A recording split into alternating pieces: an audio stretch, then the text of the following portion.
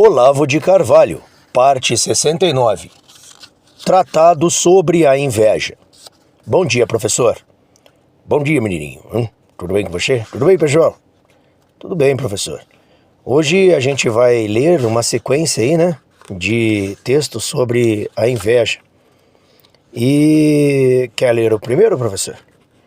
Pode ser. Inveja é o que eu mais tive na vida.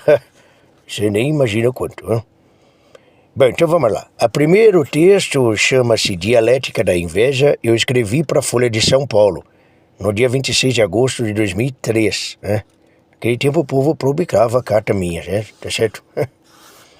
E começa assim, A inveja é o mais dissimulado dos sentimentos humanos. Não só por ser o mais desprezível, mas porque se compõe, em essência, de um conflito insolúvel entre a aversão a si mesmo e o anseio de autovalorização, De tal modo que a alma, gente, dividida, fala para fora com a voz do orgulho e para dentro com a do desprezo, não logrando jamais aquela unidade de intenção e de tom que evidencia a sinceridade, tá certo? Bem, que eu saiba, o único invejoso sumido da literatura universal é o sobrinho de Rameau, de Diderot, personagem caricato demais para ser real, Mesmo o homem do subterrâneo, de Dostoiévski, só se exprime num papel porque acredita que não será lido, A gente confessa ódio, humilhação, medo, ciúme, tristeza, cobiça. Inveja? Nunca, gente. A inveja admitida se anularia no ato, transmutando-se em competição franca ou em desistência resignada, tá certo? A inveja, gente, é o único sentimento que se alimenta da sua própria ocultação, O homem torna-se invejoso quando desiste intimamente dos bens que cobiçava, por acreditar em segredo que não os merece. O que lhe dói não é a falta dos bens, mas a do mérito, Daí sua compulsão de depreciar esses bens, de destruí-los ou de substituí-los por simulacros miseráveis, fingindo julgá-los mais valiosos que os originais, É precisamente nas dissimulações que a inveja se revela da maneira mais clara, gente. As formas de dissimulação são muitas, tá certo? Mas a inveja essencial, primordial, tem por objeto os bens espirituais, porque são mais abstratos e impalpáveis, mais aptos a despertar no invejoso aquele sentimento de exclusão irremediável que faz dele, em vida, um condenado do inferno, A riqueza material e poder mundano nunca são tão distantes, tão incompreensíveis quanto a amizade de Abel com Deus, que leva Caim ao desespero, ou o misterioso dom do gênio criador, que humilha as inteligências medíocres, mesmo quando bem-sucedidas social e economicamente. Por trás da inveja vulgar, há sempre inveja espiritual, tá certo? Mas a inveja espiritual, minha gente, muda de motivo conforme os tempos, A época moderna explica Lionel Trilling em Bayeux de Culture. É a primeira em que muitos... abre aspas aí para ele, tá? É a primeira em que muitos homens aspiram às altas realizações nas artes e, na sua frustração, formam uma classe despossuída, um proletariado do espírito, fecha aspas, Bem, para novos motivos, novas dissimulações. O proletariado do espírito, pessoal, é, como já observa Otto Maria Carpo, em A Cinza do Purgatório, a classe revolucionária por excelência, porra.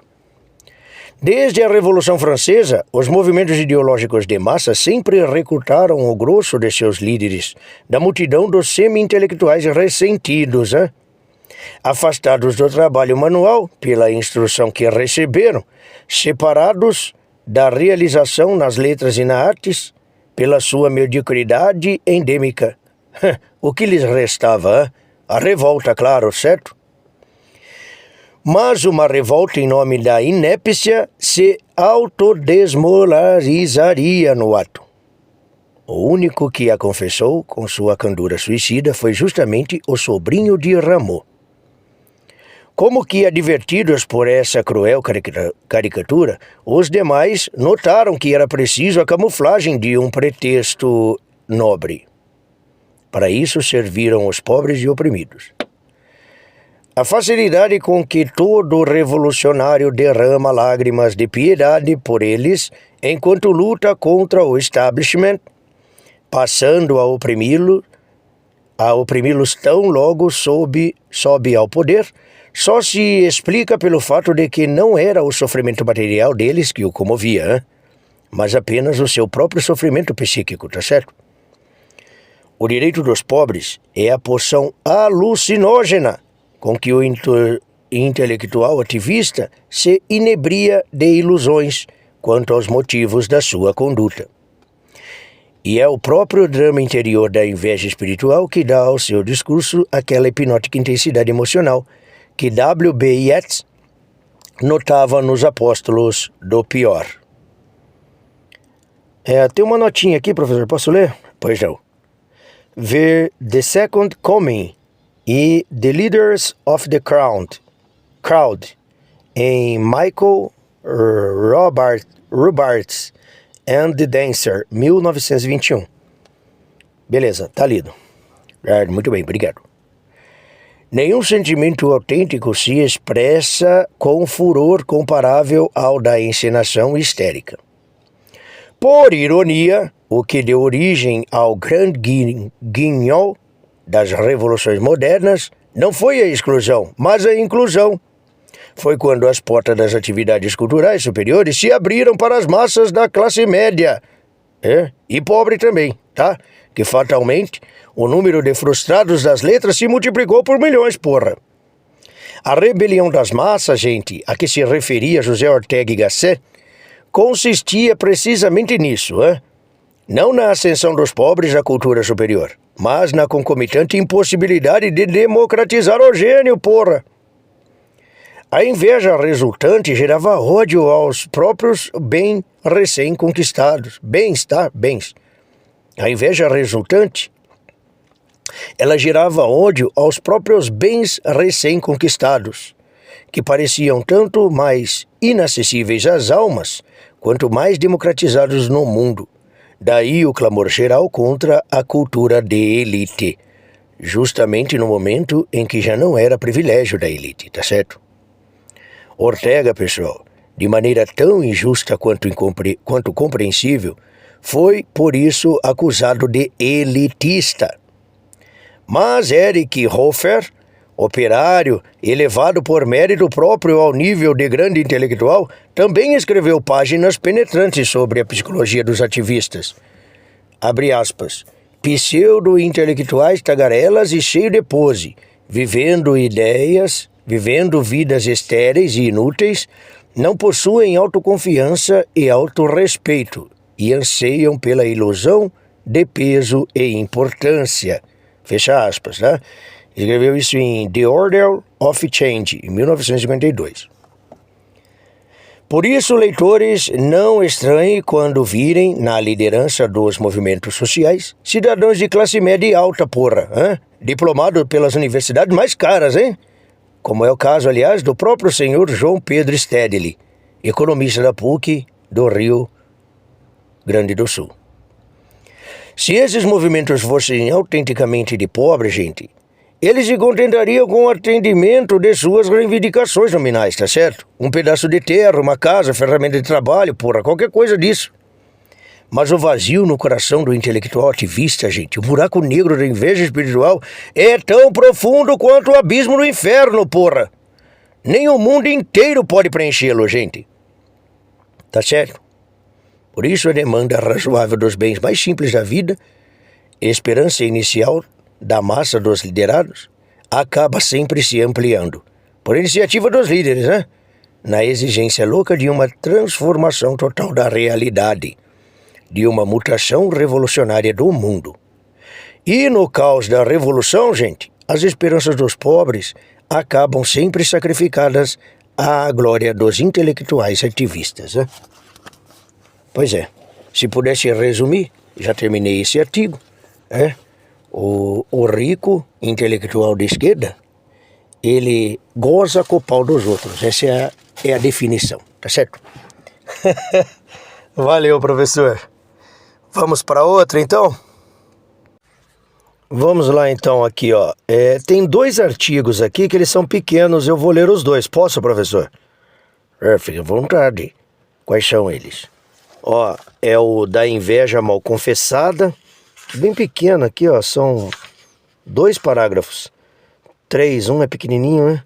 E o outro, desprezo afetado. Os 2 o senhor escreveu no Globo, só que um foi 2 anos anteriores. Beleza? Então vamos ler esses 2 aqui. Fica à vontade. Eu leio o terceiro, o quarto depois na seguida. Beleza, então vamos lá. Ó. Primeiro, da inveja mal confessada, escrito para O Globo no dia 11 de maio de 2002. Quando no final do Big Brother Brasil, o público deu uma surpreendente vitória ao mais inexpressivo dos candidatos, até profissionais da saúde mental foram entrevistados em busca de explicações. É do Kleber Bambam, professor? Eu não sei o nome do menino, não. Era um rapazinho lá que ficou conversando com a vassoura lá. Ah, é. Esse moleque jogava basquete comigo lá no Taquaral, lá, algumas vezes. Tá vendo? Então não tem muito futuro, não, né? Professor. Vamos lá. A melhor foi a do psicanalista Luiz Fernando Pai. O tal Kleber fora escolhido justamente por ser insignificante demais para despertar inveja. Fora escolhido porque qualquer um podia escolhê-lo, sem sentir que rendia homenagem a alguém melhor que ele próprio. Envio com atraso meus parabéns ao Dr. Pai. Num país em que os debates, em geral, se restringem ao intercâmbio de chavões sem nenhum contato com a realidade, uma observação pessoal certeira é uma grande proeza intelectual. E essa é tão certeira que se aplica não somente a um caso, mas a toda uma tendência que de ano em ano vem ganhando espaço na alma brasileira, invadindo até a política. A tendência de usar o aplauso e o voto não como meios de reconhecimento das qualidades da pessoa eleita, mas como mecanismos de compensação neurótica da pobre autoestima do votante. O Brasil não era assim. Jânio, Lacerda ou JK podiam ter todos os defeitos do mundo, menos a falta de talento. O eleitor sabia que não podia competir com a inventividade e o dom teatral do primeiro, a eloquência e a coragem do segundo, a simpatia e o carisma do terceiro. Nem por isso fugia deles, esquivando-se covardemente à humilhação da inveja e, ipso facto, já cedendo a ela. Ao contrário, aplaudia seu desempenho com a alegria de quem contemplasse uma jogada de Pelé. Quando lhes recusava o voto, era por objeção política, sem nenhuma depreciação de seus dons pessoais. Tudo isso perdeu-se. A inveja, o mais aviltante dos sentimentos, apossou-se do coração dos brasileiros. Pior ainda é que é aquela inveja mal confessada, que pretendendo esconder-se, rebaixa e corrói não somente a imagem da pessoa invejada, como seria do estilo da inveja consciente, mas o próprio padrão de julgamento, enaltecendo o que é estúpido e cinzento, para não se confessar humilhada ante o brilho, a graça e o talento de ninguém. E o próximo artigo chama-se, falei que era pequeno? Desprezo afetado. O Globo, 12 de junho de 2004. Como já escrevi tempos atrás, o maior obstáculo à formação superior da inteligência não está em fatores de ordem econômica, social, racial ou familiar, mas de ordem moral. Está naquilo que os gregos chamam Aperocalia. Apeirocalia. A falta de experiência das coisas mais belas. A alma que, desde tenra idade, não seja exposta à visão de exemplos concretos de beleza natural, artística, intelectual, espiritual e moral, torna-se incapaz de conceber qualquer realidade mais alta que o topo de suas percepções corriqueiras. Como o sapo no fundo do poço, se lhe perguntamos: "Que é o céu?", ele responde: "É um buraquinho no teto da minha casa." Este é um mal crônico da cultura nacional, sempre devota do irrelevante e cheia de despeito por tudo o que esteja acima da sua precária capacidade de compreensão. Um exame dos principais romances brasileiros já revela: não há literatura mais rica em personagens fúteis, medíocres, desprovidos de qualquer profundidade de alma ou de espírito. É um mundo de pequenos funcionários, atormentados, na mais nobre das hipóteses, pelo orçamento exíguo, pela libido insatisfeita ou por alguma cólica intestinal. A literatura de ficção é ao mesmo tempo retrato e sintoma. Se o nosso cosmos ficcional é assim, não é só porque a sociedade é assim, mas porque assim também são os escritores. Sua única diferença é que têm algum dom de observação crítica para descrever a mediocridade geral, mas não para superá-la. A prova é que, quando analisam a situação, tratam logo de atribuí-la a causas econômicas, raciocinando por sua vez como pequenos funcionários e anestesiando-se para não enxergar sua própria miséria interior. Nos últimos tempos, e com estímulo oficial, a mesquinharia nacional tornou-se ainda mais tacanha e empedernida ao adonar-se de pretextos sociais edificantes. A indolência mental virou sinal de amor ao povo. A incultura, uma prova de altos ideais. A mediocridade pétrea, uma aura de santidade em torno da cabeça oca de um candidato presidencial.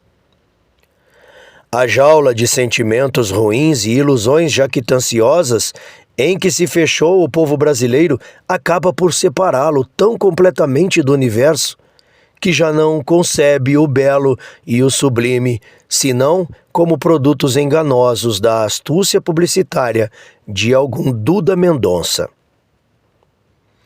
Daí a imagem que se pintou na nossa mídia do recém-falecido presidente americano Ronald Reagan.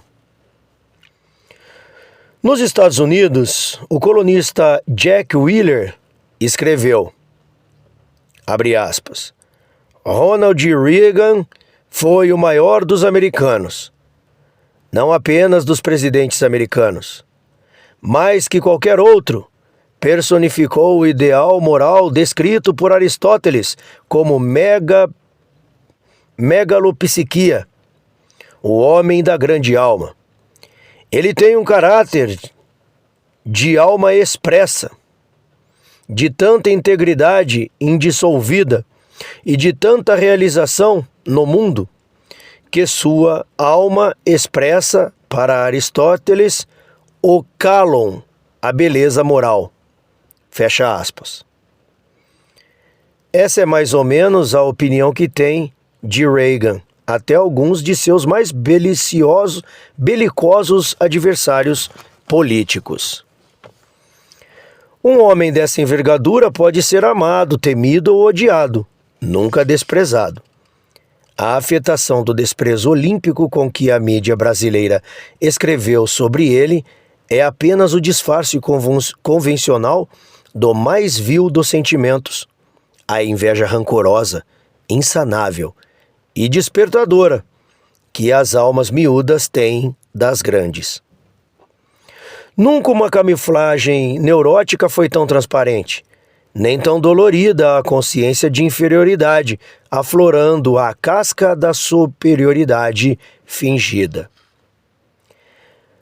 Mais que a mostra de uma situação cultural e política deprimente, a mídia brasileira tornou-se um sintoma psiquiátrico em sentido estrito. Pronto, professor. Agora o senhor pode ler o seguinte. Beleza. Então deixa comigo. Olha, bom, então eu vou fechar com a última leitura, né, menino? Sim, professor. Depois a gente entra na série O Aborto. Tudo bem. O último texto, pessoal, é A Ingenuidade da Astúcia, também publicado no Globo, no dia 23 de setembro de 2000. O século XX juntou-se muito astuto porque descobriu, com Marx, Freud e Nietzsche, que as mais altas qualidades humanas podiam encobrir preconceitos de classe, desejos recalcados e a busca de compensações para o ressentimento.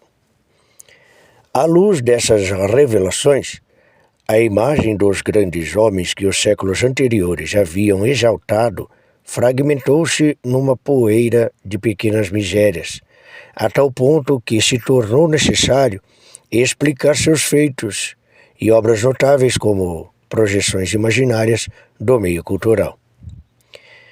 Pelo fim do século, pessoal, virou moda nos círculos universitários a produção de biografias pejorativas, empenhadas em ressaltar pecados, defeitos e pontos cegos nas almas dos indivíduos melhores, de modo a sugerir à multidão de leitores que nesses personagens nada havia de especial que não tivesse sido depositado lá pelos acasos da fama, por uma bem orquestrada campanha de publicidade ou por um concurso de arranjos convenientes aos interesses da classe dominante.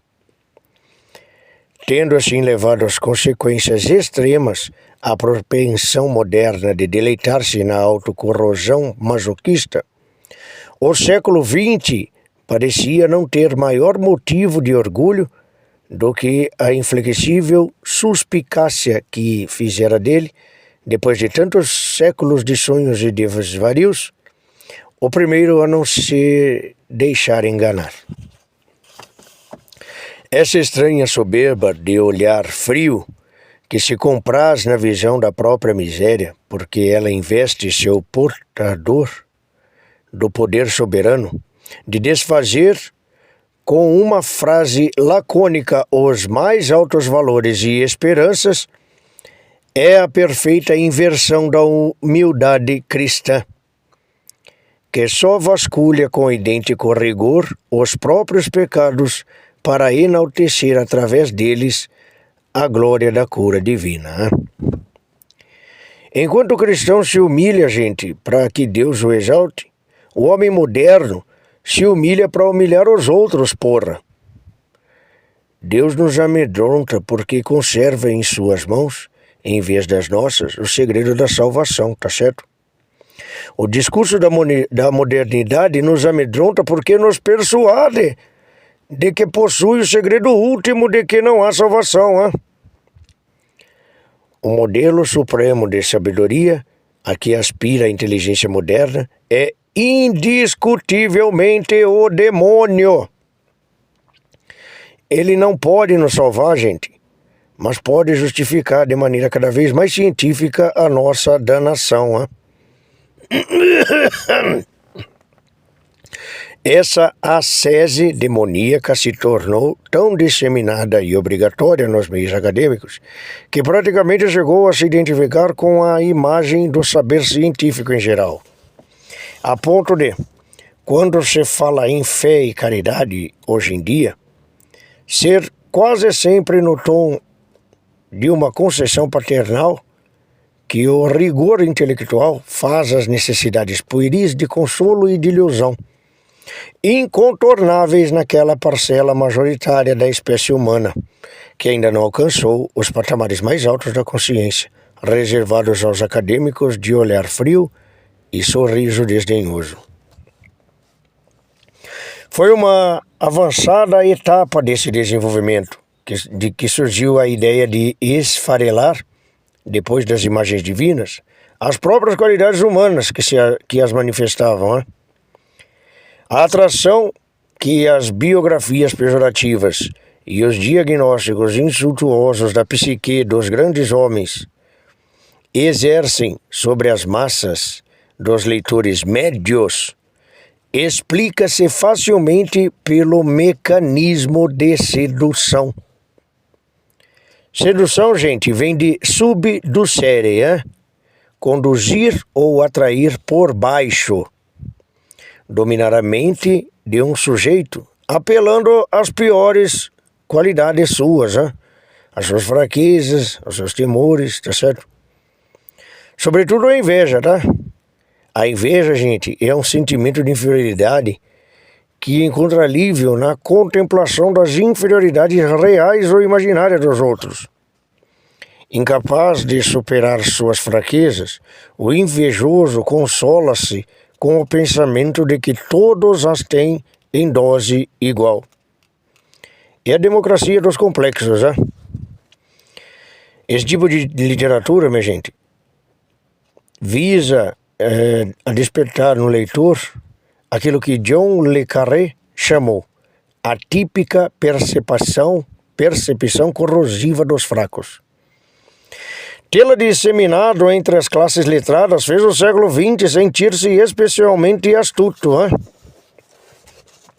Mas o que parecerá supremamente ingênuo aos futuros historiadores é que tão vastas porções das classes letradas de uma época acreditassem na possibilidade de apreender a personalidade e o gênio de um Goethe, de um Shakespeare. Isso não para mencionar os santos e os profetas, A partir do exame das deficiências e pecados que tinham em comum com o restante da humanidade, sem ter em conta o que tinham de diferente. Porque justamente se suas fraquezas são iguais às de todo mundo, resta explicar por que nem todo mundo consegue escrever o Fausto ou o Hamlet, tá certo? Muito menos operar curas milagrosas ou fazer profecias confirmadas pelo tempo. Para aliviar a incomodidade dessa questão, a engenharia acadêmica concebeu teorias como o desconstrucionismo e a estética da recepção, que desviando a atenção dos leitores da unidade estrutural na qual se apreende o sentido superior das grandes obras, dispersam sua inteligência na contemplação da infinidade de elementos soltos que as compõem, ou da variedade inesgotável de reações que o público de várias épocas e lugares tiveram ante essas obras. Bem, meus filhos, invariavelmente, da dispersão da inteligência, segue-se o esfarelamento de seu objeto.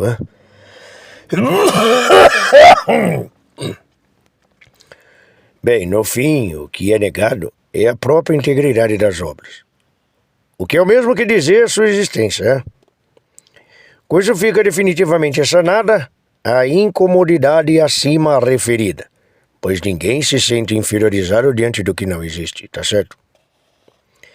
Que milhares de invejosos em todo o mundo cedessem tão facilmente à tentação desse alívio barato e chegassem a acreditar piamente nos truques intelectuais pueris concebidos para obtê-los, eis o que fará o século XX, na visão dos tempos vindouros, o mais ingênuo século da história. Terminou. Muito obrigado, viu, pessoal? Por escutar aí o cada um do menininho. E aí, menininho, se despede do pessoal? Obrigado, pessoal. Nós nos vemos no próximo capítulo, onde traremos a série sobre aborto. Beleza? Beleza, professor? Valeu. Até daqui a pouco. Falou, menino. Tchau, pessoal. Passar bem.